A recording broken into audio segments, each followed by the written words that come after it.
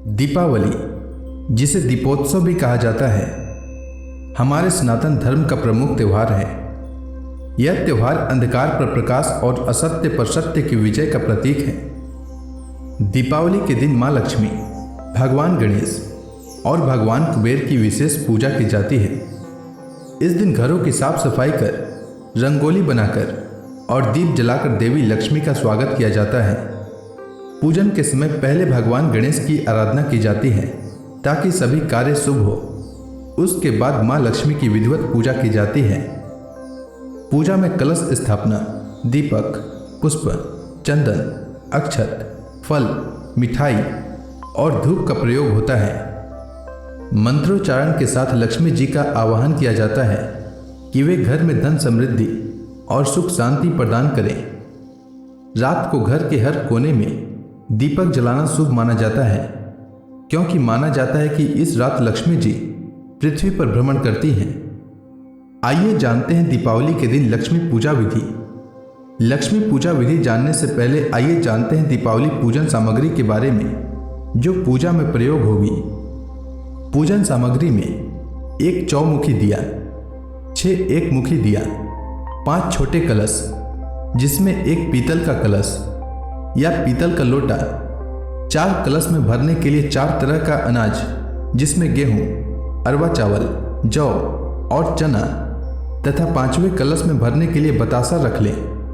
बतासा माता लक्ष्मी को बहुत प्रिय है, इसलिए माता लक्ष्मी की पूजा में बतासे अवश्य शामिल करें।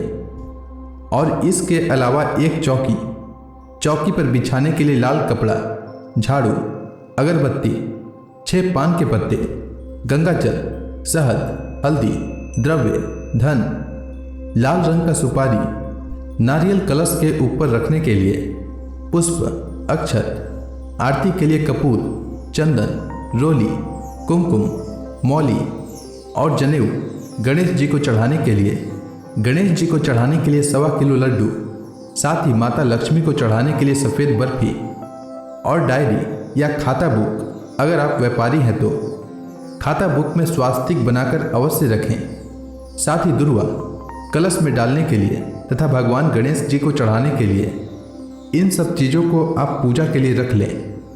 अब आइए जानते हैं दिवाली के दिन लक्ष्मी पूजा विधि। तो सबसे पहले घर के पूजा स्थल को अच्छे तरह से साफ सफाई कर लें। फिर संध्या काल में पहले जिस स्थान पर पूजा करना है उस स्थान को गंगा जल से छिड़क कर शुद्ध कर लें। उसके बाद चौकी लगाकर उस पर लाल रंग का कपड़ा बिछा दें और गंगा जल से शुद्ध कर लें। फिर माता लक्ष्मी और भगवान गणेश जी की प्रतिमा स्थापित करें।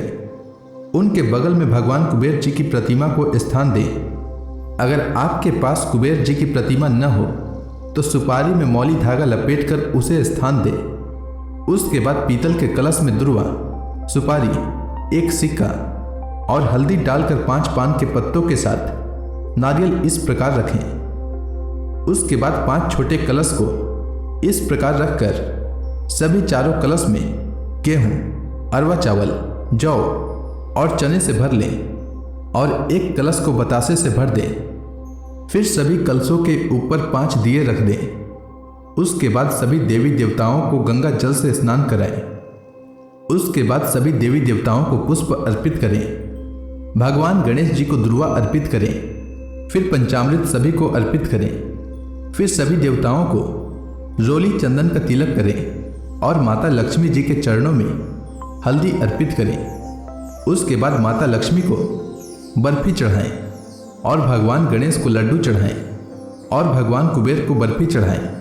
फिर सभी को फल चढ़ाएं और इसके बाद सभी दीपों को प्रज्वलित करें। उसके बाद सभी को धूप अगरबत्ती दिखाएं और कपूर जलाकर आरती करें।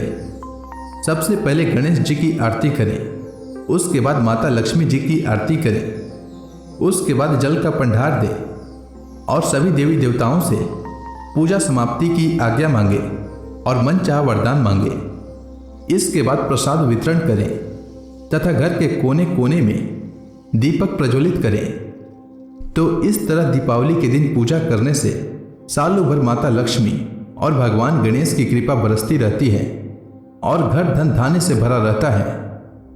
दीपावली के दिन पूजा के समय किस मंत्र को पढ़ना चाहिए, आइए अब इसके बारे में जानते हैं। तो पूजा में माता लक्ष्मी का मंत्र है ओम श्रीम ह्रीम श्रीम कमले कमलाले प्रसिद्ध प्रसिद्ध ओम श्रीम ह्रीम श्रीम महालक्ष्मी नमः।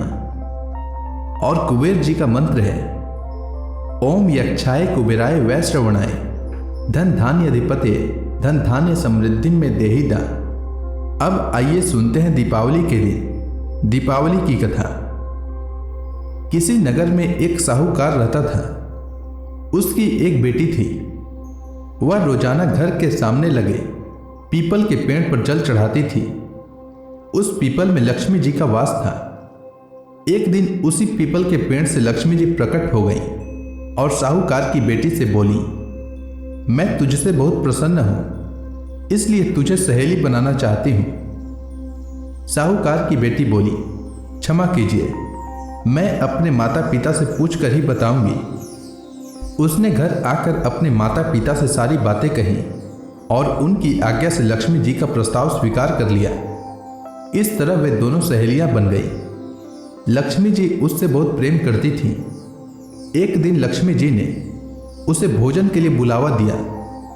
जब साहूकार की बेटी भोजन करने के लिए पहुंची तो लक्ष्मी जी ने उसे सोने चांदी के बर्तनों में खाना खिलाया, सोने की चौकी पर बिठाया और उसे बहुत कीमती रेशमी कपड़े ओढ़ने पहनने के लिए दिए। इसके बाद लक्ष्मी जी ने कहा कि कुछ दिन बाद मैं तुम्हारे यहाँ आऊंगी। साहूकार की बेटी ने हाँ कर दी और घर चली आई। उसने जब सारी बातें माता पिता को बताई तो वे बहुत खुश हुए, लेकिन बेटी कुछ सोचकर उदास होकर बैठ गई।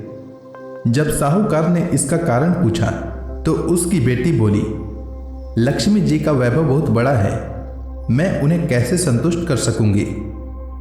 यह सुनकर पिता ने कहा कि घर की जमीन को अच्छी तरह लिपना और अपनी पूरी श्रद्धा से रूखा सूखा जैसा भी भोजन बने उसे बहुत प्रेम से लक्ष्मी जी को खिला देना। उसके पिता बात पूरी ही करने वाले थे कि एक चील कहीं से उड़ती हुई आई और बेशकीमती नौलखा हार साहूकार के आंगन में गिराकर चली गई। यह देखकर साहूकार की बेटी खुश हो गई। उसने पिता की बात मानी और घर को सुंदर तरीके से सजाया, जमीन की सफाई लिपाई की। चील ने जो हार उनके घर में गिराया था उसे बेचकर लक्ष्मी जी के लिए अच्छे भोजन का प्रबंध किया। उसने सोने की चौकी और रेशमी दुशाला खरीदा।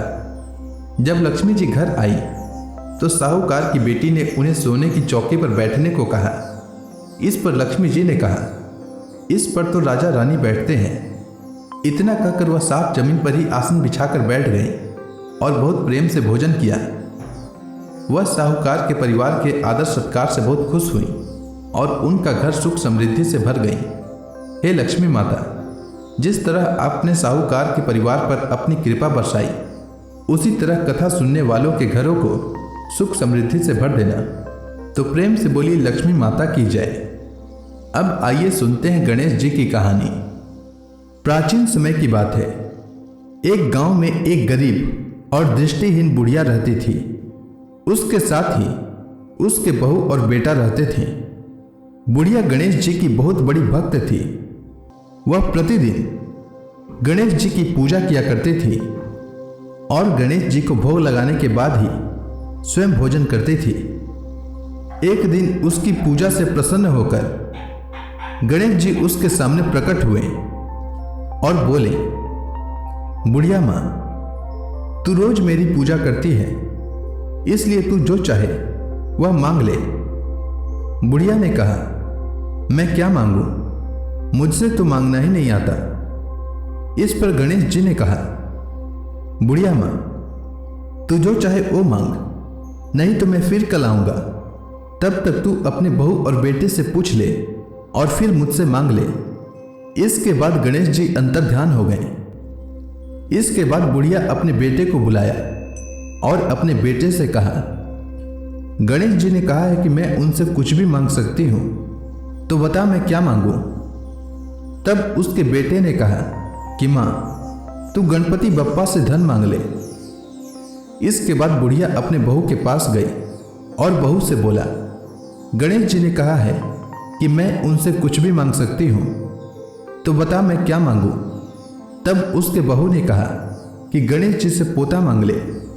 तब बुढ़िया ने बहुत सोचा कि हर कोई अपने अपने मतलब की बात कर रहा है, कोई मेरे लिए सोच नहीं रहा है, तो चलो मैं पड़ोसन से पूछ लेती हूँ, वह सही बताएगी कि मुझे क्या मांगना चाहिए। बुढ़िया अपने पड़ोसन के पास गई और पड़ोसन से कहा, गणेश जी ने कहा है कि मैं उनसे कुछ भी मांग सकती हूँ, तो बता मैं क्या मांगू। मेरा बेटा कहता है धन मांग लो और बहू कहती है पोता मांग लो। तब पड़ोसन ने कहा, अरे बुढ़िया, तू तो कुछ ही दिन जिएगी, धन और पोता मांगने से तेरा क्या फायदा। तू अपने लिए आंखों की रोशनी मांग ले, इससे तेरी जिंदगी आराम से कट जाएगी। यह सुनकर बुढ़िया अगले दिन गणेश भगवान की पूरी श्रद्धा के साथ पूजा की और उन्हें भोग लगाई। तब गणेश जी फिर से प्रकट हो गए और बुढ़िया से फिर कहा, बुढ़िया माँ बता तुझे क्या चाहिए। तब बुढ़िया माँ ने गणेश जी से कहा, अगर आप मुझसे प्रसन्न हैं तो मुझे 9 करोड़ की माया, निरोगी काया, अमर सुहाग, आंखों की रोशनी, पोता और सभी परिवार को सुख दे और आखिरी में मुझे मोक्ष दे। यह सुनकर गणपति बप्पा ने कहा, बुढ़िया माँ यह सब मांग कर तुमने तो मुझे ठग लिया, लेकिन वचन के अनुसार जो तुमने मांगे हैं वह सब तुझे मिलेगा। इतना कहकर गणेश जी अंतर्ध्यान हो गए। बुढ़िया ने जो कुछ मांगा था उसे वह सब कुछ मिला। हे गणेश जी महाराज, जैसे आपने उस बुढ़िया माँ को सब कुछ दिया, ठीक वैसे ही हमें दे और सभी कथा सुनने वालों को भी दे। तो प्रेम से बोलिए गणेश जी महाराज की जय।